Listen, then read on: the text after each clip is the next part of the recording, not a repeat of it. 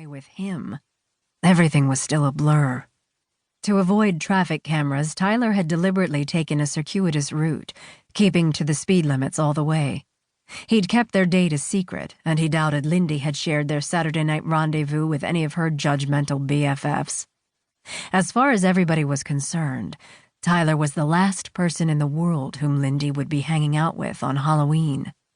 It couldn't have worked out better. "I know this cool place in the woods," Lindy said, her long fingers curling around the door handle while her other hand pushed the door fully open. "It'll be perfect."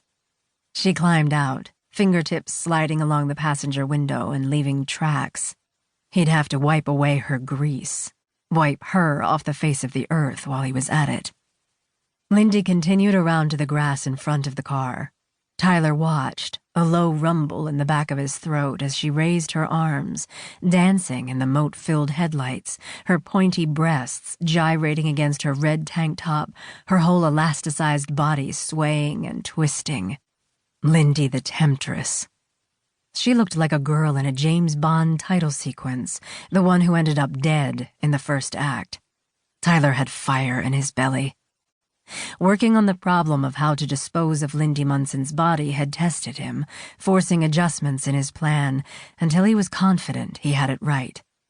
In any populated area, completely disposing of a corpse in such a way that it would remain forever undiscovered was likely impossible. There was always the chance that some incriminating part of it would turn up unexpectedly and point an accusing finger at him. Bury it in a shallow grave, and there would always be that pesky 1-in-a-million dog that would come snuffling along and dig up a bone. Submerge it in water, and gaseous decompression would break it apart, bits of it bubbling to the surface where it could become snagged on fishing hooks. Even feeding it into a wood chipper would spray a ton of blood evidence all over the place. Besides which, the mainstream media had introduced the world to the power of police forensics, and Tyler knew for a fact that if he wanted to get away with Lindy's murder, he'd have to make her disappear in a puff of smoke.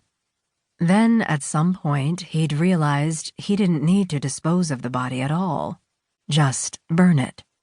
Toast marshmallows while Lindy fried. And that was why he'd also stashed a can of gasoline in the trunk, because fire was the only guaranteed way to destroy DNA evidence. Every last bit of it. Lindy summoned him with a wave of her hand. "Come on," she called. She turned, skipping along a sandy trail that snaked downslope across the grass. Tyler killed the engine, and the headlights died. Then, beneath the dark bruised sky, he followed her toward the woods, his legs a little wobbly at first, but strengthening with each stride, becoming purposeful. He'd waited years for this moment. This could be as alone as the two of them might ever come to be. It was now, or maybe never. The sandy trail headed downhill sharply before disappearing into the trees. He fumbled his way through clawing branches and around prickly undergrowth. "Right this way," he heard her say from a dozen yards ahead.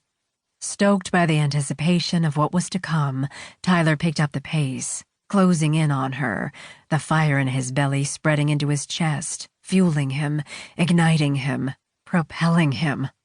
No more humiliation. No more Mr. Invisible. No more Lindy Munson. Hurrah!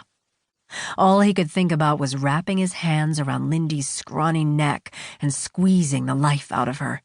The feel of her flesh under his hands, the quickening of her pulse, the sheer terror in her widening eyes as she realized what was happening to her, the heaving of her breasts as she struggled to breathe, her nipples hard and erect.